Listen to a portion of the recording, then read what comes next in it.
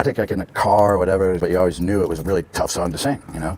And I never tried to do it professionally or learn the thing. Axl Rose, Die Wilder, unaufhaltsame Kraft hinter Guns N' Roses, ein Mann, der schnell lebte, lauter spielte und alle Regeln des Rock'n'Roll brach.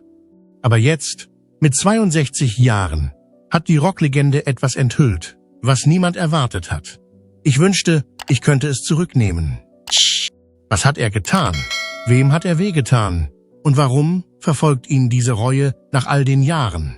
Bewerten Sie mit 1, wenn Sie jemals einen Guns N' Roses Song aufgedreht haben, oder mit 2, wenn Sie glauben, dass selbst Legenden tiefes Bedauern empfinden.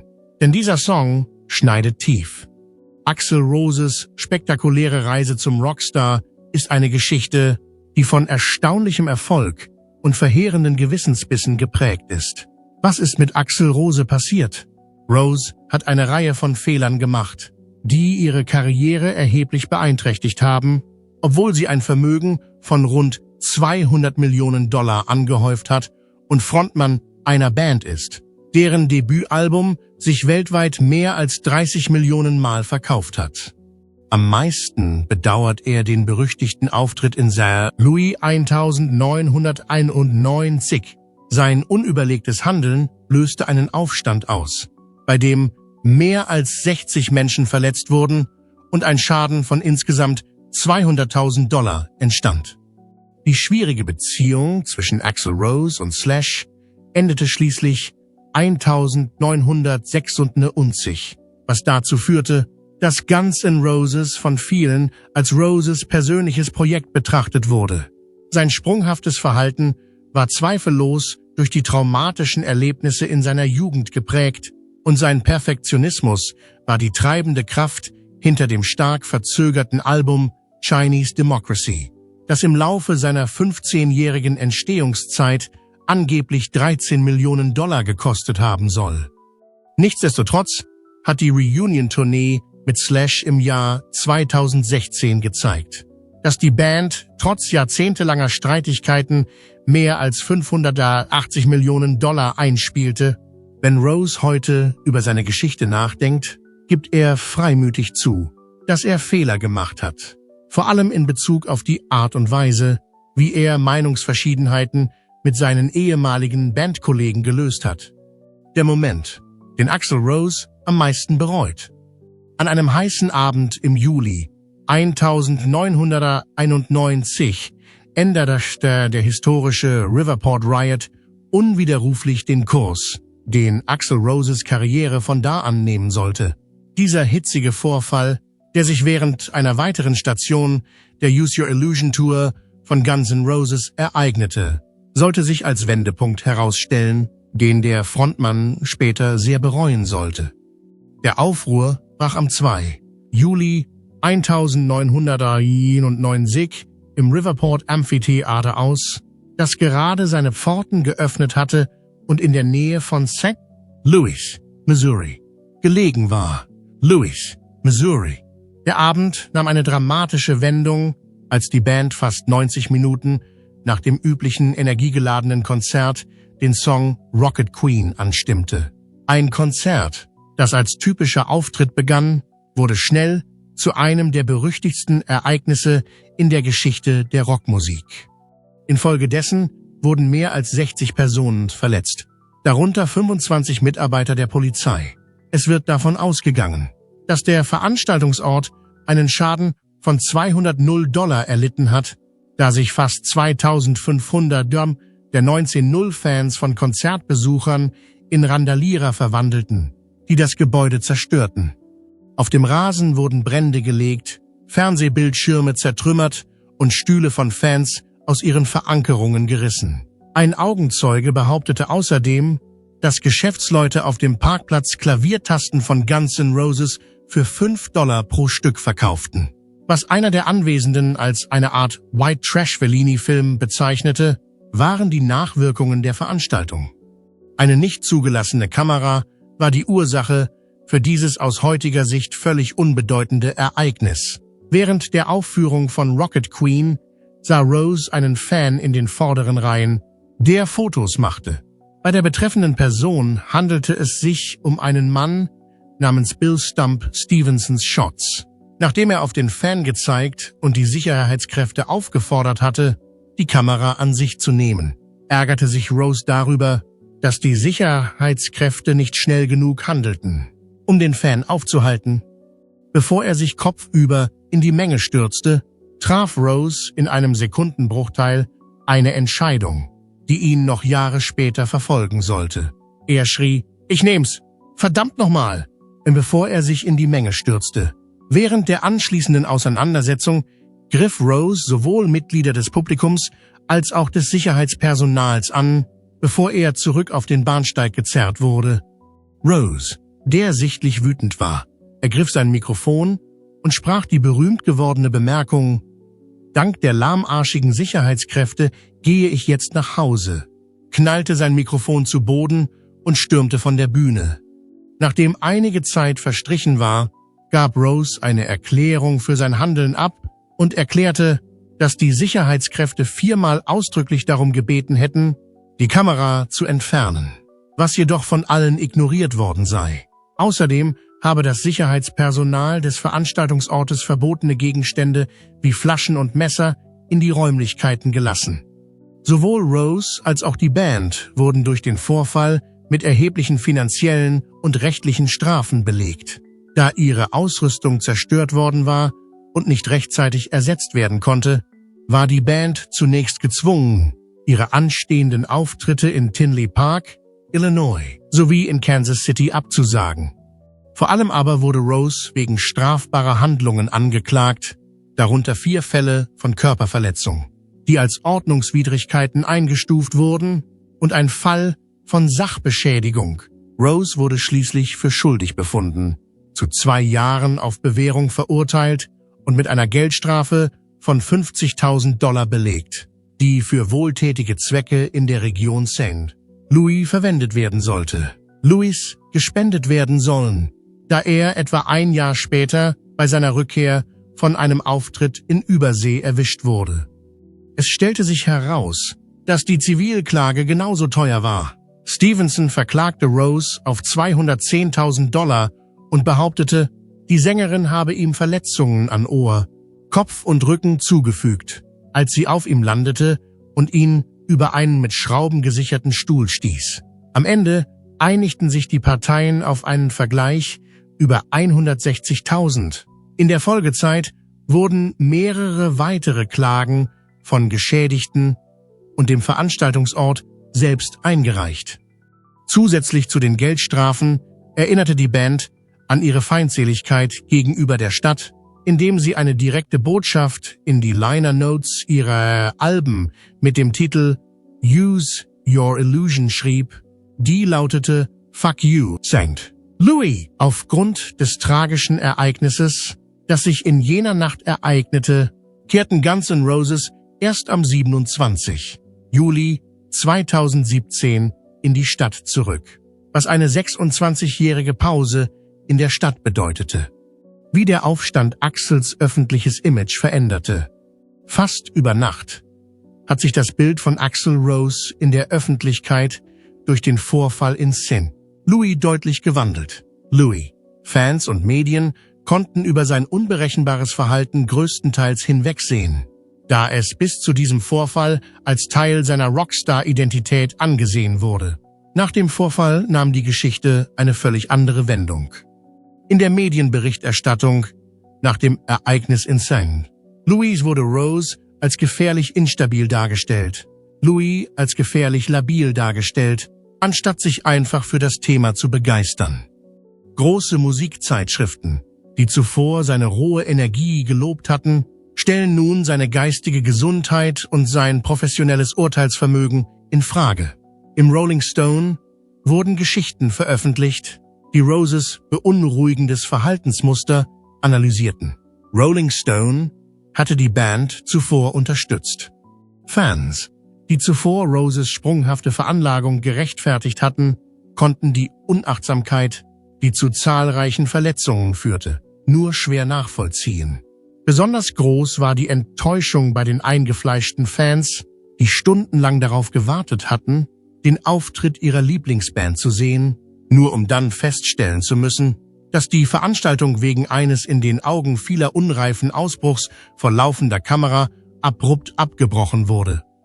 Jim DeRogatis, ein Musikkritiker, bemerkte dazu, der Vorfall verwandelte Rose praktisch über Nacht vom überzeugendsten Frontmann des Rock in seine unberechenbarste Belastung.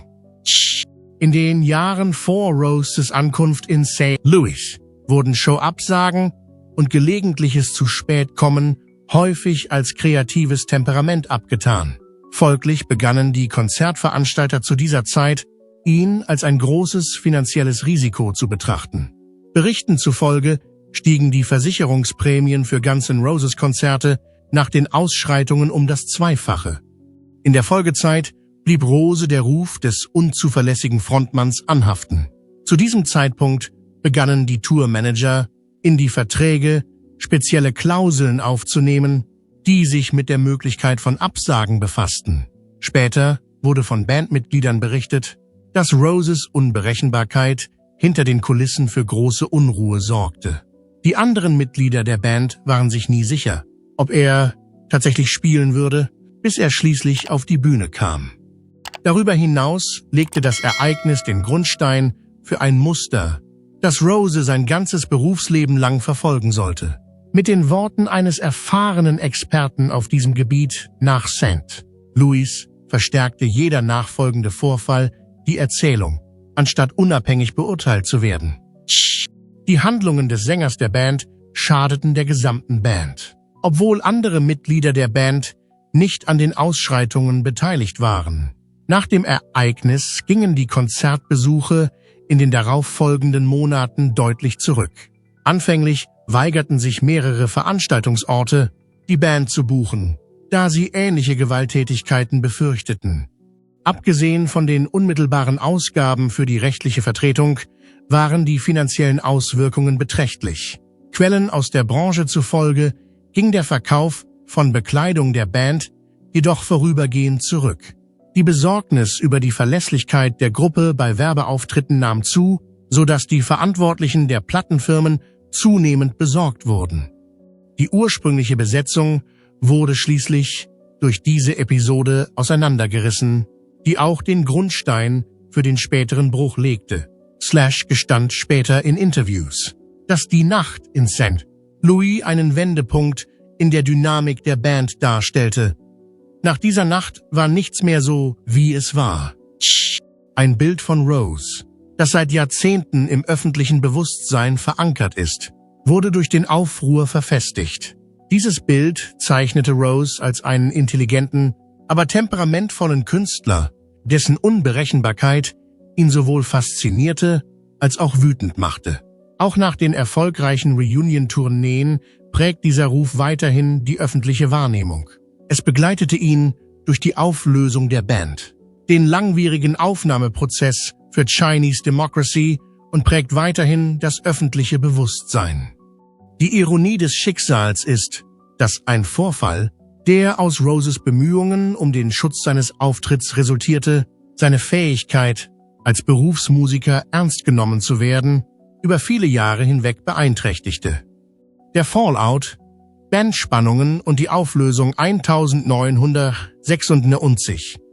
Die Spannungen zwischen Axl Rose und Slash brodelten unter der Oberfläche des offensichtlichen Erfolgs von Guns N' Roses schon seit geraumer Zeit, bevor sie sich 1996 trennten.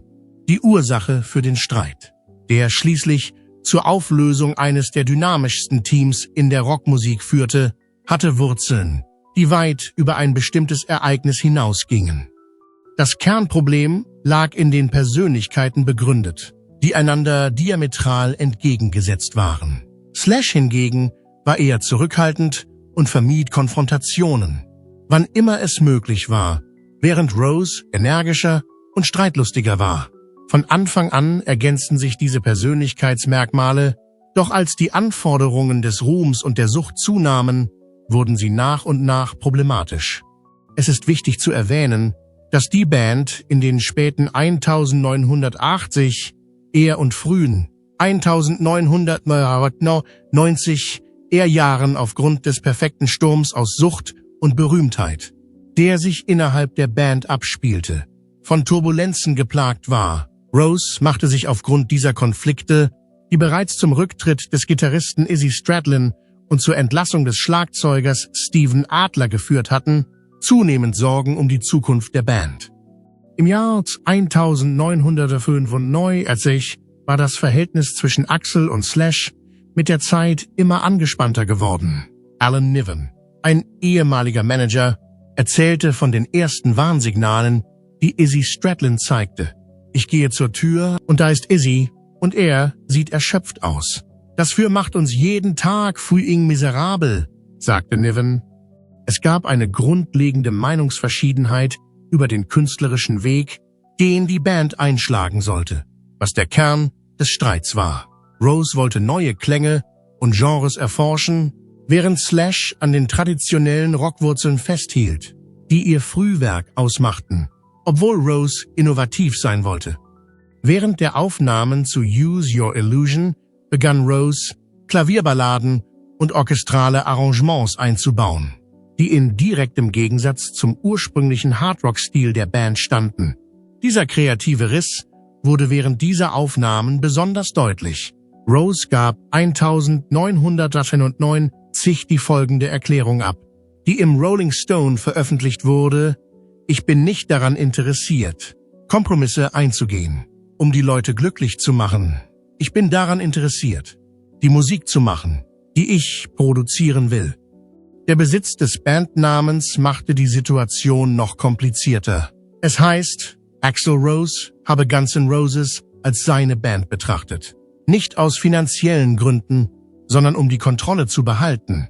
Irgendwann wurden formelle Vereinbarungen getroffen, die besagten, dass Axl im Falle einer Auflösung der Partnerschaft Anspruch auf die Namensrechte haben würde.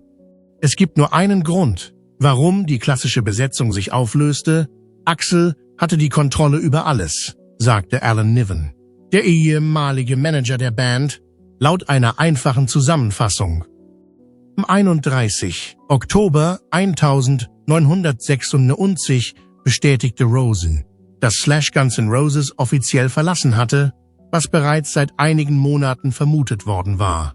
Wachsende Unzufriedenheit mit Roses künstlerischer Leitung und das, was Slash als juristische Trickserei ansah, um die Kontrolle über die Band zu übernehmen, führten zu der Entscheidung des Gitarristen, die Band zu verlassen.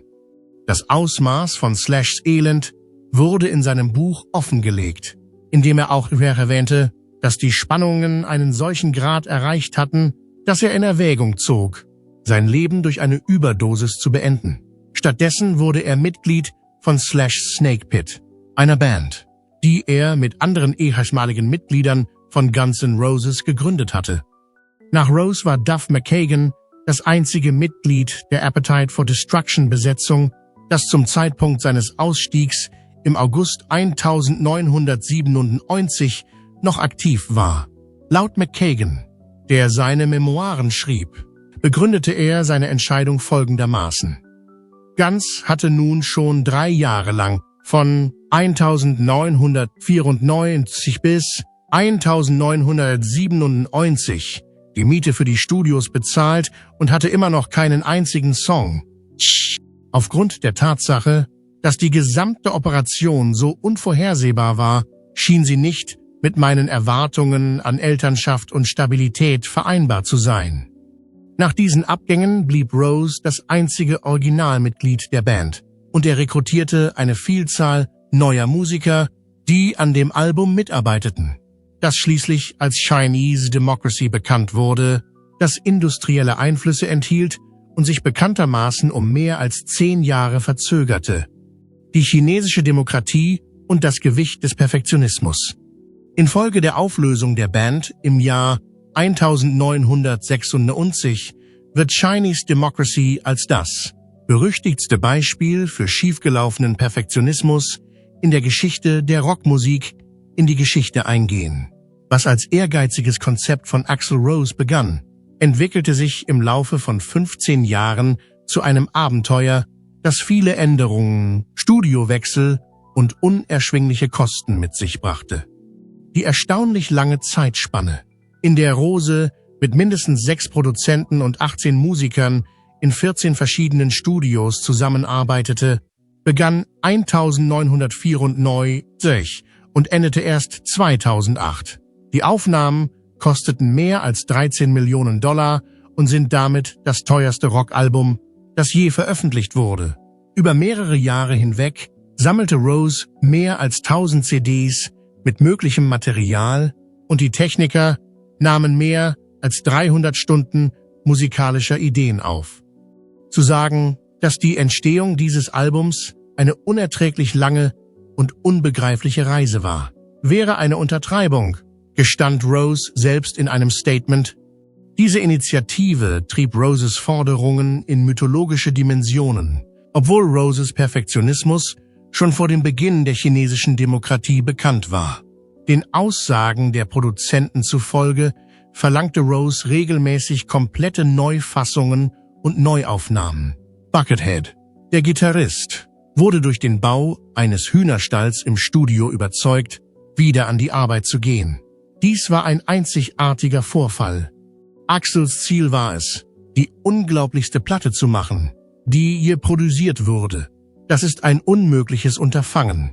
Es ist möglich, unbegrenzt weiterzumachen. Und genau das haben sie auch getan. So einer der Ingenieure, Alan Niven, der die Band von 1986 bis 1991 managte, stellte fest, dass der ehemalige Gitarrist Izzy Stradlin die Leine für Axls verrücktes Genie war. Rose schien sich in einem Abgrund zu verlieren, der keine Grenzen kennt, da er diese Kontrolle über seinen Perfektionismus nicht hatte. Als das Album schließlich 2008 veröffentlicht wurde, empfanden die Kritiker es sowohl als faszinierend als auch als lästig in dieser Zeit. Der Artikel Chinese Democracy ist oft so anstrengend anzuhören, wie es war, es zu machen, wurde in The Guardian veröffentlicht. Die ersten 20 Sekunden mehrerer Stücke enthielten Elemente wie Blechbläser, einen Chor, Stammestrommeln, filmische Streicher und einen Hip-Hop-Breakbeat, die alle eingeführt wurden. Die Reaktionen der Fans waren sehr unterschiedlich. Viele bewunderten Roses Tatkraft, während andere der Meinung waren, dass der Industrial Sound des Albums ein Verrat an ihren Absichten sei. Ein Kritiker bemerkte aufschlussreich, wenn man dieses Album liebte, lehnte man fast die Band ab, die vor diesem Album kam. Rose behauptete später, dass das Album von Manager Irving Actzoff sabotiert wurde, der angeblich versuchte, eine Wiedervereinigung mit Slash zu erzwingen. Die Aussage von Rose kam, nachdem die kommerzielle Leistung des Albums bei vielen Leuten für Enttäuschung gesorgt hatte. Ironischerweise ist das dauerhafteste Vermächtnis, das Chinese Democracy hinterlassen könnte, das eines Zeitraffer-Dokuments einer Krise des mittleren Alters.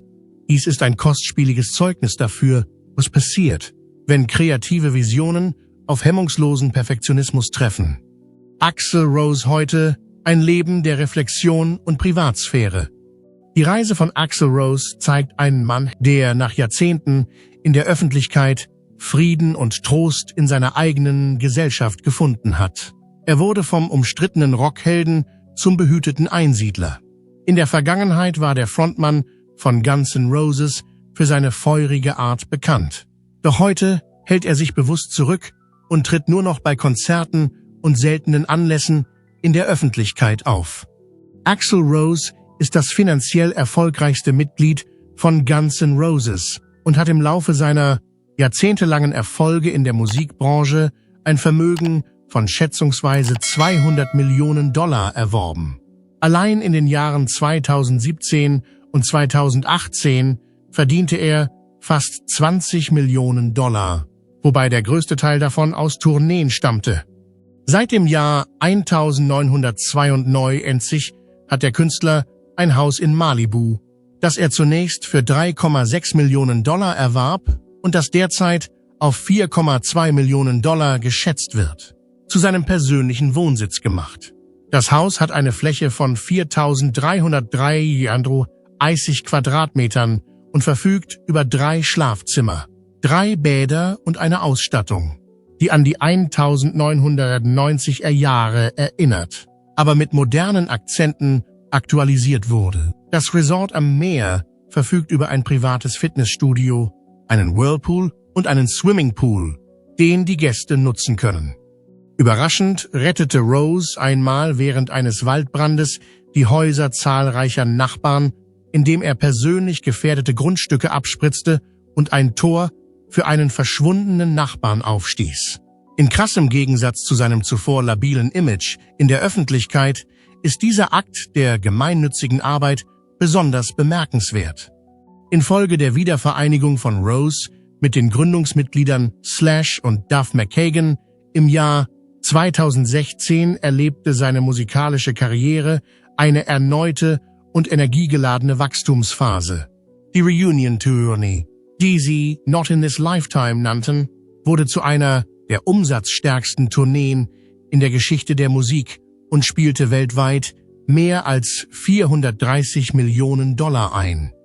Trotzdem bleibt Rose in Bezug auf neue Musik etwas geheimnisvoll, da die Band in den 14 Jahren, die seit der Fertigstellung von Chinese Democracy vergangen sind, nur 2 neue Songs veröffentlicht hat. Manchmal sehen ihn die Fans bei öffentlichen Veranstaltungen allerdings weitaus seltener als zu Zeiten, als er auf dem Höhepunkt seiner Popularität war. Ausgehend von seinem jetzigen Auftreten scheint es eine Menge Überlegungen zu Roses früheren Handlungen zu geben. Jüngste Interviews haben ein Bild von ihm gezeichnet, das deutlich zurückhaltender und schüchterner ist. Es war eine bemerkenswerte Aussage, die er bei der Beerdigung von Lisa Marie Presley machte, als er sagte, ich habe nicht das Gefühl, dass ich es verdiene, hier zu sein. Rose, der früher als der größte Einsiedler des Rock und der Howard Hughes des Rock bezeichnet wurde, scheint nach diesen Bezeichnungen eine zurückhaltendere Lebensweise angenommen zu haben, während er früher durch sein ausgefallenes Verhalten für Schlagzeilen sorgte, legt er heute großen Wert auf Einsamkeit und Isolation und verbringt die meiste Zeit in seinem Refugium in Malibu. Die Tatsache, dass er sich von einem feurigen Künstler zu einem würdigen Senior des Rock entwickelt hat, ist ein Beweis für den normalen Entwicklungsprozess, den sie durchlaufen. Einem bestimmten Beobachter zufolge war es in seinen 20 Jahren unterhaltsam, Wild zu spielen. Aber mit 61 Jahren wäre es für ihn nicht mehr würdig. Die Verwandlung einer Rock-Ikone. Im Laufe seiner turbulenten Karriere erlebte Axl Rose sowohl die größten Höhen des Rockerfolgs als auch die katastrophalsten Tiefen, die durch seinen eigenen Mangel an Selbstbeherrschung hervorgerufen wurden. Vor allem die Ausschreitungen in St. Louis im Jahr 1991 ist das Ereignis, das er am meisten bedauert. Es war ein Moment der Wut, der zu Verletzungen, Sachbeschädigungen und rechtlichen Konsequenzen führte, die ihn seit Jahrzehnten beschäftigen. Darüber hinaus veränderte diese Tat unwiderruflich sein öffentliches Image und machte ihn von einem anerkannten Frontmann zu einer Person, die viele für eine unberechenbare Belastung hielten. Schließlich löste sich die klassische Besetzung 1996 aufgrund des angespannten Verhältnisses zu Slash auf, was wahrscheinlich durch die Ausbrüche, die durch die Situation verursacht wurden, noch verschlimmert wurde. Infolgedessen fand sich Rose in einer Position wieder, in der er allein für den Namen Guns N' Roses verantwortlich war, und er begann das berüchtigt langwierige Projekt Chinese Democracy.